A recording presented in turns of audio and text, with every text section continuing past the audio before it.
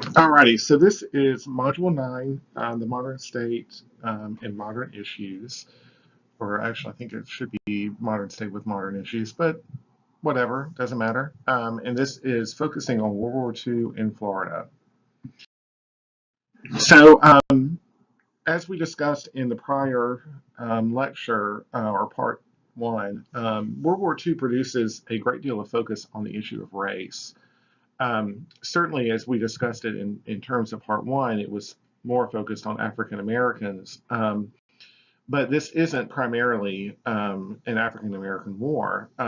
You have the issue of Japan. Japan is very much in favor of being the racially dominant Asian power, and Hitler and the Nazis, as well as Mussolini and Italians, view the Japanese as the superior race in Asia. So Japan makes a great deal about utilizing this kind of racial dominance in a number of different propaganda ways, many of which we talked about in part one, but the idea that they're spreading flyers around, talking about what's going on in the United States, and how the Americans are treating African Americans. So do you really want to be part of this group or fight for them? And essentially, the Japanese are encouraging them to take the bottom two pictures, a ticket to armistice, or here's what you do: you turn yourself in and carry a white flag, that sort of thing. Anyway, so this kind of brings about the issue of race within World War II, and especially on the home front. But one of the things that we're going to find out about World War II that's very different from World War I is the fact that race does produce some issues, specifically when we start looking at the Cold War. So what's going on in terms of World War II on the home front obviously is focused a great deal, in this portion of the lecture will be focused mostly on women and what women are doing. Women are very much integral to the success of the home front and the war on the home front. So the upper left-hand, or I'm sorry, the upper left-hand picture is a victory rally held on the campus of Florida State College for Women, which is, of course, today Florida State University. And you have a picture of the women forming a V on Landis Green right in front of the library, Strozier Library. And I think that's Dodd Hall in the background. I'm not sure. But I graduated from FSU, so I recognize this picture very closely, obviously. But women are beginning to go into the jobs that are typically dominated by men. And this kind of creates some tension, especially in more conservative parts of the country, like the South, where gender norms are very much treasured and respected. And on average, most people had an okay view of the fact that women were beginning to take on more of a male role. But of course, it's going to create some tension. So a lot of attention was placed on having pictures and having propaganda geared towards victory and what women are doing towards gaining victory, so that people would kind of see this as a temporary measure, that women were not permanently going to be joining the workforce or working as a mechanic on repairing ships and boats and planes and all that stuff, but this was a temporary measure geared towards victory and defeating the Axis powers. So a lot of what you see in terms of propaganda are domestic scenes, or things that are suggestive of women's traditional roles. So these are three different posters talking about enlisted women and what women are doing in terms of breaking the gender line. Because even though most people have this concept of women adhering to the regular gender norms of the 1940s, they are really essentially breaking the gender line, because even after the 1940s and after World War II, the idea that women can work in a male and dominant environment kind of gains ground and gains traction. And of course, we don't really see that until the 1960s and 1970s. But in this sense, you've got the Waves, you've got who were a group of the Navy, the WACs, the Army Air Corps, and then you've got what they're calling a WOW, a Woman Ordnance Worker. So all these little acronyms are kind of cutesy, but they're all focused on this one concept of victory and that women are doing something towards victory. If you look at the images, though, they're all very domestic. They're all very attractive women. They're wearing very feminine, well, closely feminine attire, I guess you could say, because if you look at the WOW poster, it's not really feminine, but it's very defining of the female form. So these are ways, subtle ways, in which propaganda kind of reinforced these gender norms that people were afraid were breaking down. So the WASP, Women's Air Service Pilots, were formed on August 5th, 1943, basically under the direction of the United States Air Force to fly military aircraft. There had been two prior organizations, the Women's Flying Training Detachment and Women's Auxiliary Ferrying Squadron. Again, WFTD, WAFS. These are cute little acronyms that will drive you nuts. Very much government thinking. I mean, if you think about New Deal and alphabet soup, this falls right in line. And they were both started in September 1942, so they began kind of early in terms of the war. The WASP ended up numbering about a little over 1,000, with the number of applicants somewhere in the neighborhood of 25,000 women, which is pretty extraordinary. They flew over 60 million miles, and their primary purpose was to free up men so that the men could fly in combat or fly missions themselves. Okay. The majority of women were white. You have two Mexican American women, two Chinese women, and one Native American woman. And there was only one African American woman to apply, and she was asked to withdraw her application. So not a lot of diversity here. Again, this is kind of racial norms. This is 1942. I'm sorry, 1943. So it's not really a period of tremendous, I don't know, expansion in terms of, racial integration within combat. Women, the WASP were granted veteran status in '77 under Jimmy Carter, and then given the Congressional Gold Medal in 2009 under Barack Obama.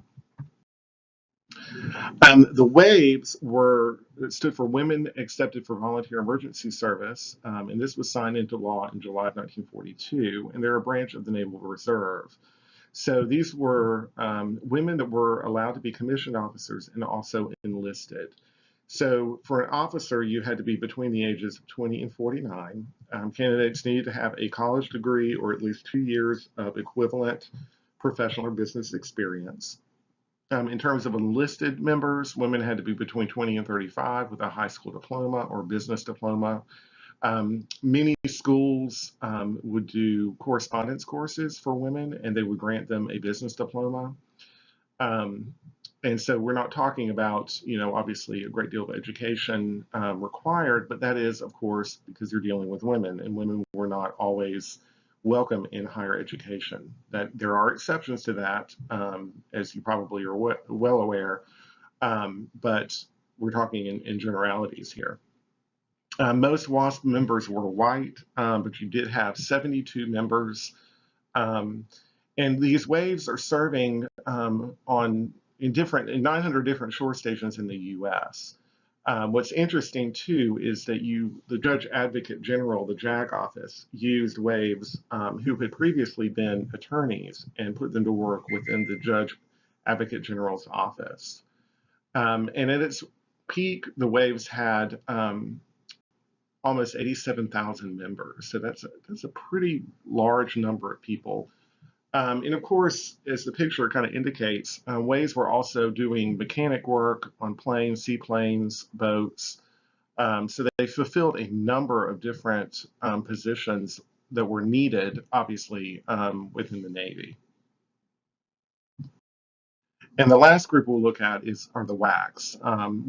It started off as Women's Army Auxiliary Corps, but then in May of 1942, oh wait, hang on, sorry, July 1st of 1943, they dropped the auxiliary aspect of it, make it full-time status.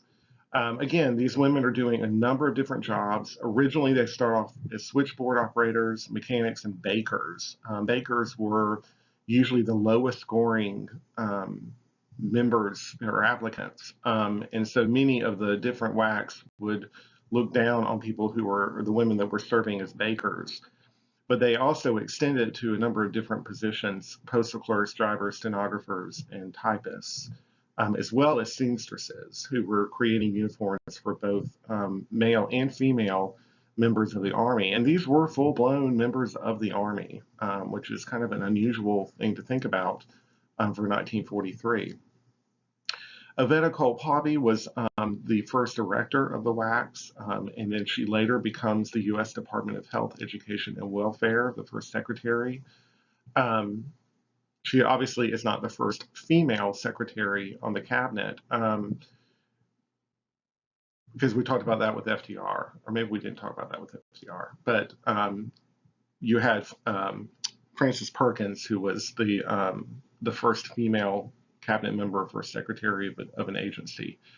Anyway, Hobby has a number of different positions within government, and she's one of these interesting women. She never really gains a degree from college, high school. Well, I assume she graduated from high school, but she goes to college, she drops out. She ends up going and taking classes at law school, but she never gets a degree because she's never actually enrolled. She just kind of goes, and she learns all of these things. And there's a term for it, and I can't remember what it is, but it's, people who basically learn. They're self-learners. They go and they take courses, or they read about things and they just pick it up. And so obviously this woman is a very, very bright woman, very intelligent. Anyway, the WACs were modeled after a British counterpart group. And so they began recruiting about 800 members. They were sent to Fort Des Moines Provisional Army Officer Training School, which, if you know from World War I, was formed to train Black officers in World War I. About over 150,000 women served in WAC during World War II, and they were among the first women, other than nurses, to serve in the Army. Most of the WACs would serve in the United States, but there were several that went abroad, and there was a contingent of WACs that landed in Normandy just weeks after D-Day to assist in the Allied assault heading towards Nazi Germany. They were disbanded in '78, and then their units were integrated with male units at that time. Okay, so one of the things to think about as we're talking about women in the military during World War II is this idea, this concept of the good girl versus the bad girl.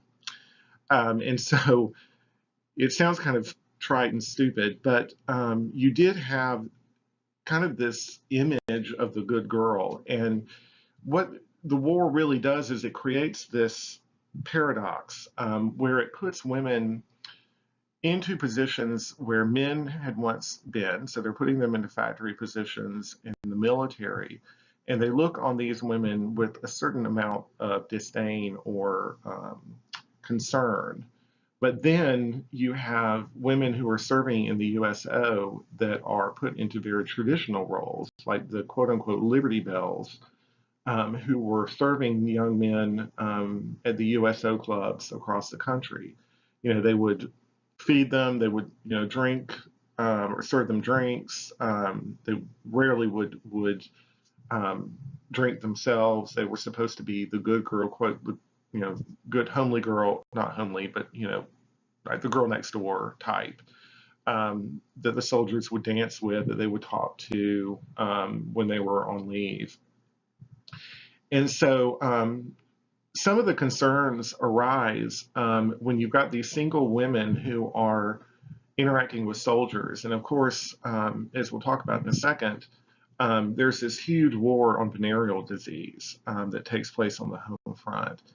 And so many of the concerns, or the concerns trying to eradicate these venereal diseases or the rates of infection, give government officials the ability to kind of monitor sexual habits of young women.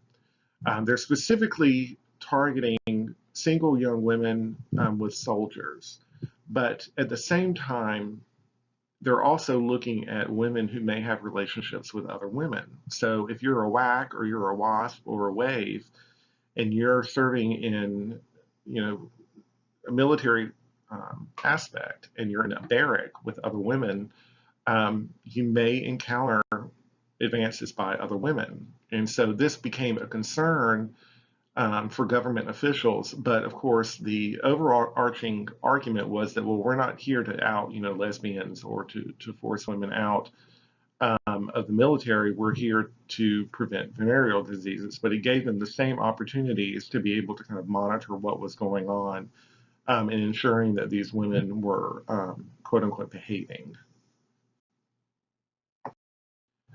So something you don't hear a great deal about is the war on VD, on venereal disease. And Florida becomes a major target for this war because Florida leads the country in terms of venereal disease, specifically syphilis, but there are other diseases as well, like gonorrhea, for example, as you can tell in that poster. So, imagine all of these posters about, wearing condoms, prophylactics, watching out for the good girl, and not, being promiscuous and that sort of thing, being plastered all over bases, all over cities throughout the South, especially in Florida. So Florida launches this major campaign, and this is there are a number of steps that lead up to this. But one of the major allies in this process are hotels, and hotels are specifically targeting unmarried couples that try to rent a room. And so, places like Tampa, where you have Moody Air Force Base, or places where there are military bases and posts, a lot of hotels would display signs that would say, we are in the process of helping, and that's the sign in the bottom left. This hotel has pledged to aid the United States Army and the city police department in their drive against vice and social disease. Therefore, guests, married couples accepted, may not have women visitors in sleeping rooms. So if a soldier came in and checked in by himself and then brought a woman back, then they would call a vice officer or they would call a police officer and have the woman removed from the hotel. The other partner in this are liquor stores. Specifically, and I know this from my own research, that St. Augustine refused to sell liquor to single women. And so what this does is it's not really focusing the attention on the man, it's focusing the attention on the woman, and the fact that women might be looking to do something, with a man, a soldier, that's obviously not their husband or their significant other. And so, of course, the onus is on the female, which shouldn't be too surprising considering the time frame that we're in. But Florida sponsored a number of quarantine facilities. So if you went to the doctor and the doctor found that you had syphilis or gonorrhea, they could have you arrested, quote unquote arrested, and sent to one of these quarantine facilities where you were treated. With the war going on and the limited number of men available, the CCC, the Civilian Conservation Corps, founded under the New Deal, had a number of camps in the state that were converted into quarantine camps for women with venereal diseases. It wasn't just women, though, either. You had men or soldiers who might be, if they were on leave, who were diagnosed with a disease, they would also be housed in these quarantine camps, obviously in different barracks. Florida laws up until 1943 did not make prostitution illegal, So if police wanted to crack down on prostitution, they would have to arrest women for either vagrancy or loitering, which were misdemeanor charges. Prostitution was a felony, or would become a felony, and it would have a harsher sentence. In 43, you have the state making prostitution illegal, and they went a step further by citing that can't say that word. Sex, basically, with or without hire, meaning if you were a prostitute or not, meant that it was a violation. So if you had a single woman who was consenting, was not a prostitute, but was having sex with a young man, and both of y'all were consenting, you could be charged with prostitution under Florida laws.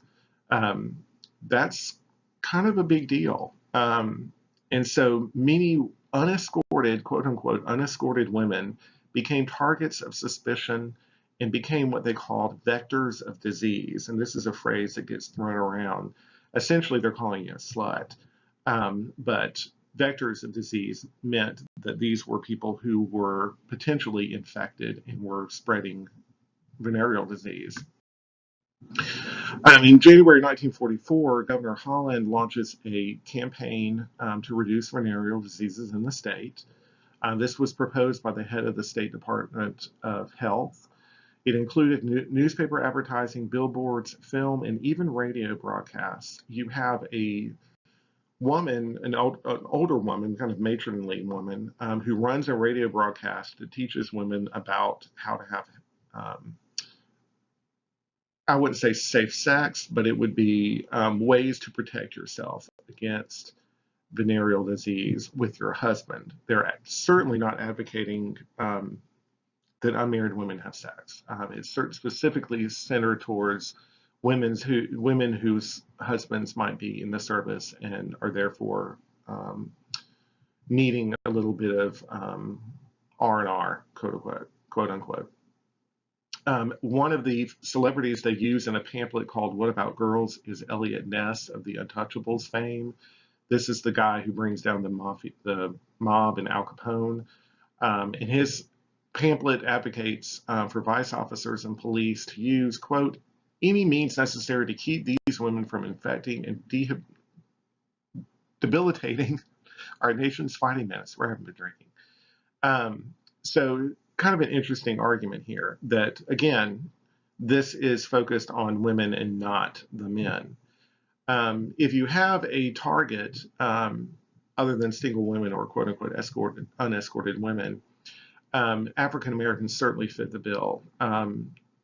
Many people, including the head of the Department of Health, tell the public that African Americans are the reason for the high rate of venereal disease in Florida, and especially Black women, because Black women, this idea of them being highly sexualized kind of morphs into this image of Black women as being the spreaders of venereal disease in the state. This is an old image that goes back to the Jim Crow days, but certainly it morphs into this new attitude about women and the spread of disease. But the program under the State Department of Health uses Black leaders to try and help prevent the spread of disease any further. So speaking about African Americans in World War II, obviously they faced a number of obstacles in terms of enlisting. You had a large number of African Americans who volunteer, but of course are not accepted for various reasons. It's very expensive to run segregated units, which most of the military had. The Navy doesn't begin accepting African American seamen until I think that near the end of the war. But African American men and women enlist in a large number of ways. Women, of course, are trying to serve as nurses. And then the Navy finally allows Black women to enlist as nurses in January of 1945. So essentially right before the war ends. And even then, only 4 African American women are allowed to enlist. You have over 125,000 African American men who are serving overseas. Time and time again, you hear glorying or great reports about their bravery and their courage. And this was one of the reasons why Truman ends up desegregating the military in 1948, is because African American soldiers proved themselves time and time again.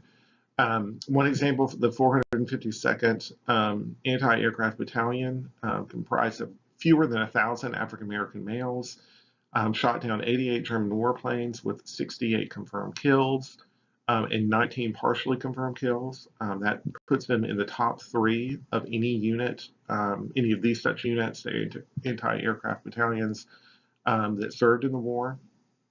The 761st Tank Battalion, known as the Black Panthers, received a Presidential Unit Citation for its actions.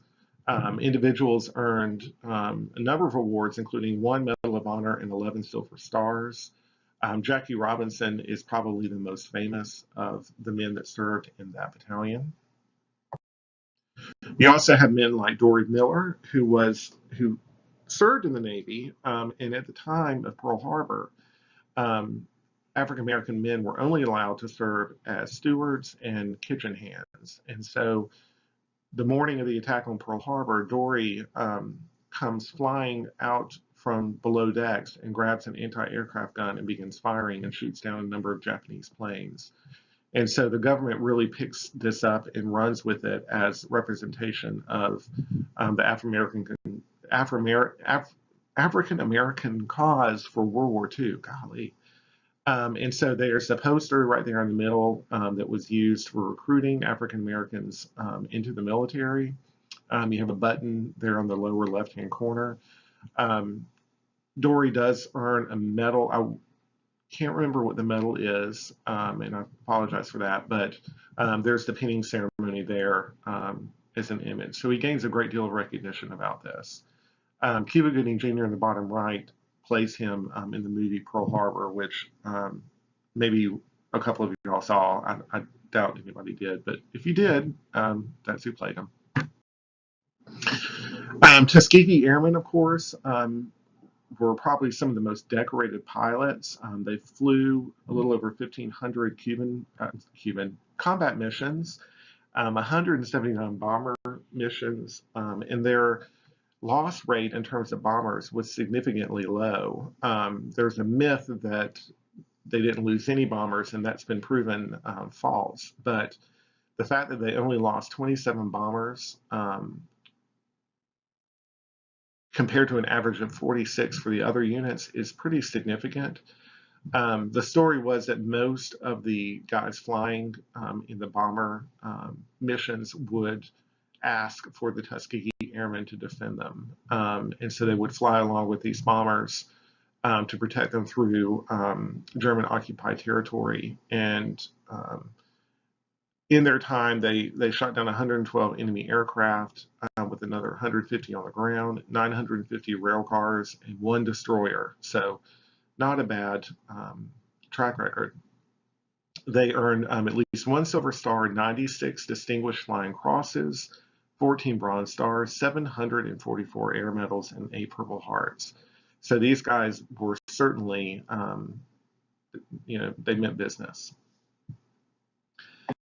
During the war, you have the second migration, the second Great Migration, and we talked about the first. And really what happens in Florida is kind of an anomaly for the South. There's no great loss of population in terms of African Americans in Florida. Georgia, South Carolina, Alabama, all of these states within the South have negative numbers in terms of population growth of African Americans. But there's one exception, of course, and that's Florida. And a lot of that has to do with the number of shipyards that are located within Florida. Jacksonville is a huge mecca for African Americans who are looking for jobs in the shipyards, and Tampa is another really, really big one. And so you've got all these bases located there as well. And so African American men that are not able to serve in the military move to Jacksonville and Tampa and other areas where there are major shipbuilding factories. And so you have within this great migration, you have the movement of people into other areas of the South. So this kind of shows you a little bit. In the 1940s, Florida has this large number in terms of growth, which the rest of the South does not. The only thing comparable would be Virginia, and that's probably because of Newport News and the construction, the shipbuilding construction going on there.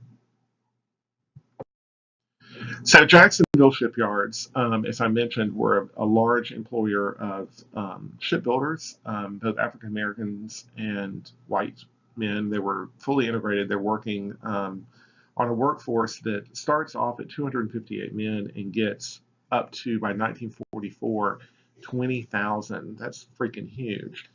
And the shipyards were located right in the downtown area, right around the Main Street Bridge. And they're actually trying to get one of the Liberty ships back to Jacksonville. I don't think it was actually built in Jacksonville.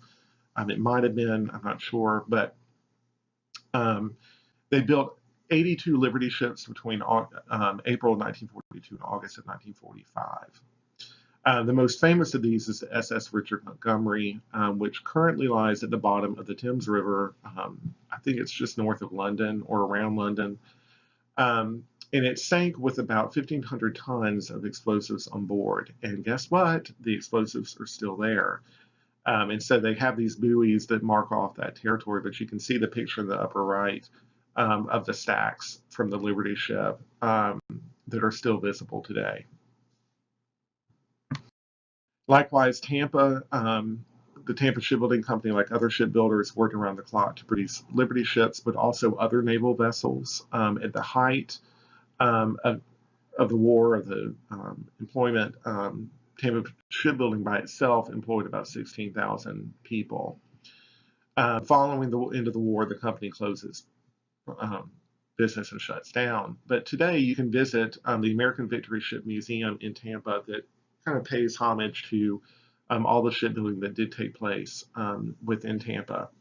And these American Victory ships, the Victory ship was used mostly as cargo ships, but also to transport vessels, as transport vessels to bring men home. So the cargo ships were bringing war material back from Europe and probably food and supplies for the Europeans on the way there. This ship that's in Tampa is only one of 3 remaining fully functional Victory ships. So it can, as the picture indicates at the bottom right, it can go out and it's seagoing, so you can take it out for a spin, I assume. Anyway, the picture on the left shows in Los Angeles the Victory ships being constructed there in Los Angeles, which is where the ship that's in Tampa, the SS American Victory, was built in 1945. So World War II on the home front, you've got the mobilization for industries and wartime production. You have a number of issues that take place within labor unions, and you've got some discrimination within government contracts. And so one of the things that Philip Randolph, who was one of the leading civil rights leaders early on in the 1930s and 40s, what he does is he organizes what he calls the March on Washington movement. And the idea here is that they're going to march on Washington demanding less discrimination for African Americans who were trying to get jobs to help with re-energize the war movement in industries. And so it basically pushes FDR to action. And so FDR agrees to create the Fair Employment Practices Committee if Philip Randolph will agree to call off the March on Washington, which Randolph does.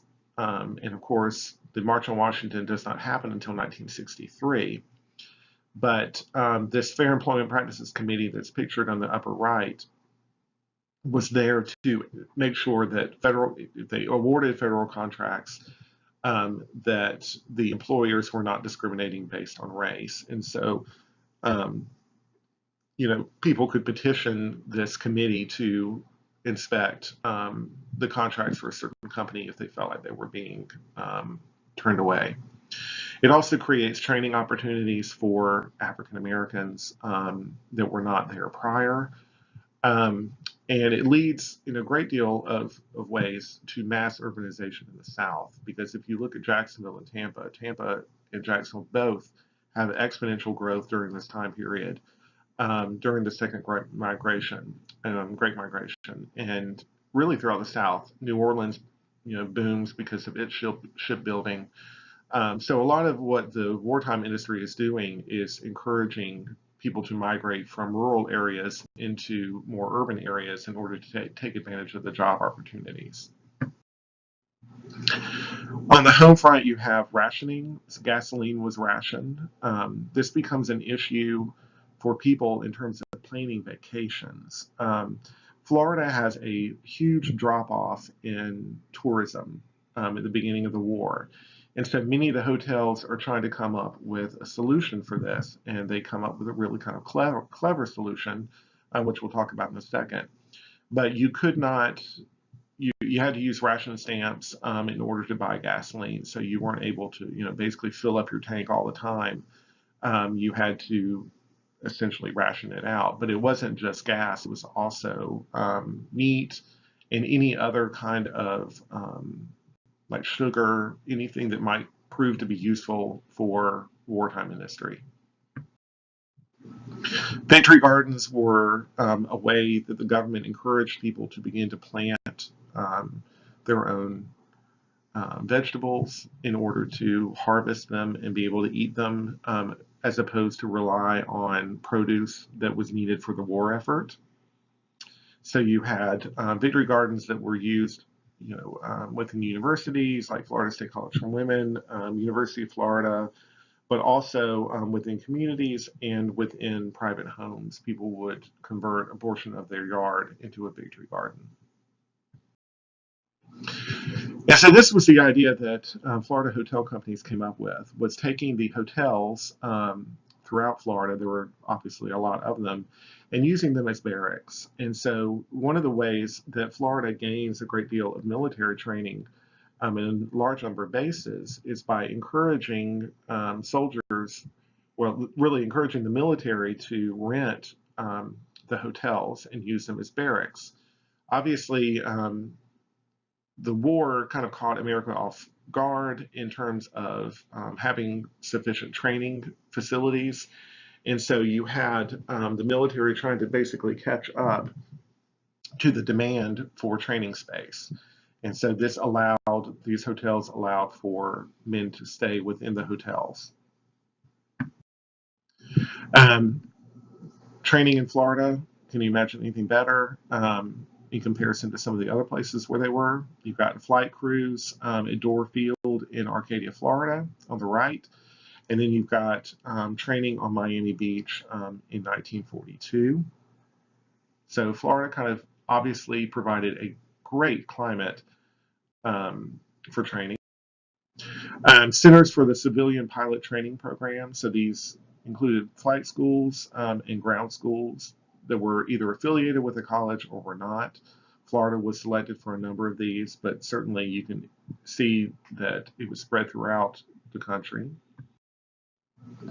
Camp Blanding near Stark, which is now a National Guard facility, was a training camp, a huge training camp, and you can see images of that. It was also a POW camp for Nazi German officers, and so they were also housed here. African Americans and whites were segregated into different areas of the camp as well. This is downtown Stark during World War II, kind of gives you an indication of what the town looked like back then. It certainly doesn't look like that now, but it was a huge windfall for the city of Stark. Stark literally blew up in terms of population. It went from 2,500 people or 3,000 people to like 55,000 almost overnight. So people were trying to find housing. They were trying to figure out where they could live temporarily, and you have in the bottom left a picture of kids playing in what was right by a makeshift house where some of the soldiers and some of the men were living before they could, while they were waiting for quarters to be built. In Carabel, which is on the Gulf Coast, you have Camp Gordon Johnston, which was used to train men for D-Day. I have a great uncle who was stationed here, and the pictures on the right are some of his. And obviously the sand was the ground was sandy, and so they had to build boardwalks in order to walk from one building to the next. But these are some of the images of the training that took place there.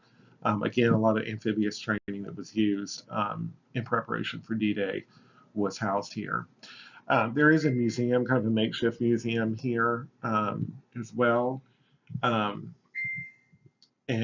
it's kind of interesting to view that if you're ever on that side of the coast.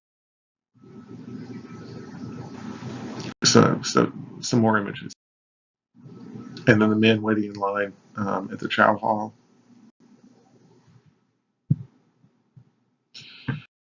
And Florida certainly had its threat from Germany. They had Operation Drumbeat, which were U-boats off of the East Coast. This was all over the East Coast, but within Florida, Germans sank about 24 ships in Florida waters during the war. 8 of them were off Palm Beach between February and May of 1942. You have the SS Gulf America, and that's pictured in the bottom right, that was torpedoed in 1942 off the coast of Jacksonville. If you ever talk to people who've lived in Jacksonville for a very long time, they'll tell you the story about that. Out of the crew of 48 men, 19 were killed, 14 drowned, and 5 were killed by the torpedo. And the Coast Guard rescued the rest. This is a map showing the different U.S. ships that were targeted and sunk by German U-boats around Florida. So you see a great deal of activity around the Keys and the Florida Bay, and then along the southern East Coast, around Miami and heading down from Titusville south. Obviously, Miami was a major port. Operation Pastorius was an operation by Germany to sabotage railroads in the north, specifically around New York City. And so you had these men who came ashore around Ponte Vedra from a German U-boat. And so these men came ashore. They had a suitcase that they buried, and that's a picture of the men pulling the suitcase out that contained their uniforms. And they changed clothes, they hopped on a bus, and they headed to New York. What's interesting about this is that some of the men that were in New York City walk into the FBI office and basically tell the woman at the front desk that they are part of a German sabotage unit and that they were sent to blow up the railroad. And so the woman kind of looks at them funny and says, okay, we'll just go have a seat over here. A couple hours later, you have an agent that finally comes out and calls the guy in to sit down and talk. And he pulls out these wires and these things that look like coal and basically says, well, this is what we were supposed to do. And you can see the picture of the coal down there at the bottom. It was actually dynamite that was supposed to look like coal. So all of the men were captured. The informants, there were 2 of them, were jailed, but the others were electrocuted, put to death. So there's Florida's claim to fame. Florida was also part of a spy network. Carl Schroeder, sure. He lived in Miami. He was what they call a stationary agent, but he had been recruited by a man named Kurt Ludwig, who was a friend of Heinrich Himmler. And Himmler had convinced Ludwig to move to New York City and create this spy ring amongst pro-German sympathizers. And most of them were members of like a German-American organization. And so Ludwig recruits a number of different people to participate in this spy ring, including a woman named Lucy Bolmer. And that's her picture down there at the bottom left. And what he does is basically he gets Schroeder to get information, and amazingly good information about movements and cargoes of ships that were heading to Great Britain to carry war material. Also, airplane deliveries, production, harbors, military training, sketches of military strategic areas. All of these things get back to Ludwig from Schroeder in Miami. In May 1941, Ludwig and Lucy head down and they basically go all the way down the eastern coast, taking pictures of different military installations and noting different training centers and how many men were training there and what types of weaponry and equipment was being used at different military installations. And they get all the way down to Key West. And Key West at that time had a naval base down there as well. So Schroeder eventually, I don't think he turns himself in. I think he gets arrested, but then he basically tells all. And so Ludwig becomes part of this, like a manhunt for him, and they eventually do pick him up. The reason he used Lucy was they would pick up servicemen that were hitchhiking along the road.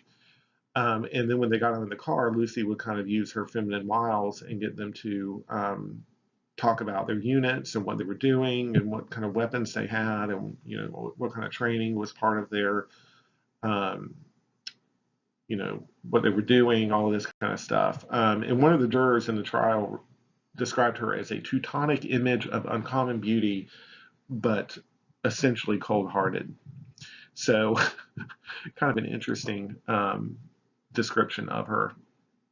Anyway, Lucy's found guilty and sentenced to 5 years. Ludwig and the other associates are sentenced to 20-year terms. Schroeder ends up pleading guilty, and he gets sentenced to 10 years in federal prison. When he's sent to Atlanta to the federal penitentiary there, within a few days, he commits suicide. So as I mentioned, Florida becomes a POW camp center. There's one in Miami and there's one at Camp Blanding. And so many of the German POWs are used in a number of different ways, mostly picking oranges within the citrus farms around Central Florida. They're taught English. They're housed very well. What's ironic is many of the African American soldiers at Camp Blanding and other installations complained to their superior officer about the treatment that the POWs get and how it's so much better than the treatment they get, and they're actually fighting for the United States.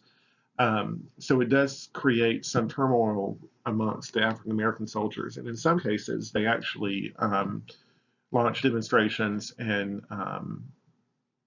I wouldn't say a riot, but kind of a riot type situation because of the treatment that these POWs get.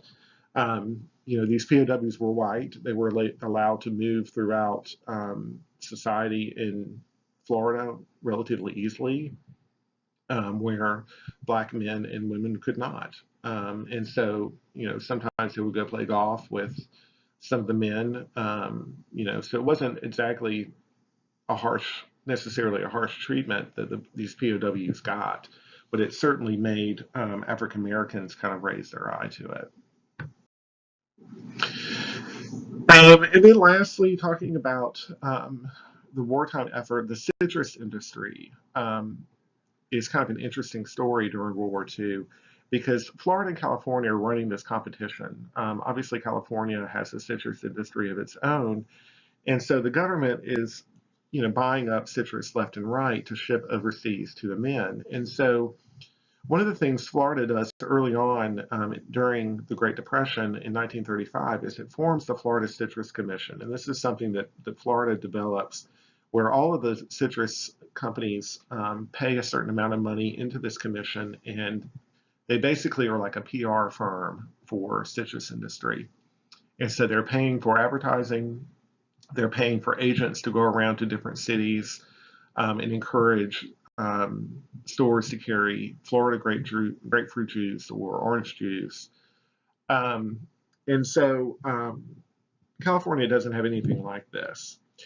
And the other aspect of the Citrus Commission is that they also push for innovations in terms of ways to use citrus. And one of the things that they discover is concentrated orange juice. And so what this does is give Florida kind of a competitive advantage over California. And so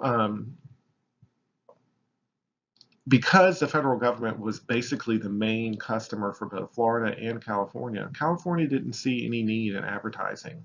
However, Florida does.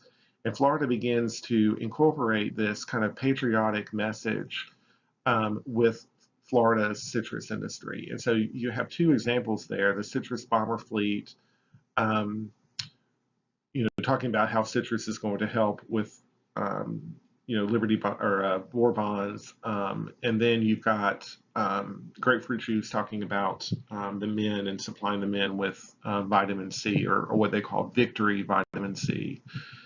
By 1944, the Citrus Commission in Florida had 9 full-time agents covering 280 different cities in the country who were basically going around and getting merchants to sign on to buying their citrus from Florida.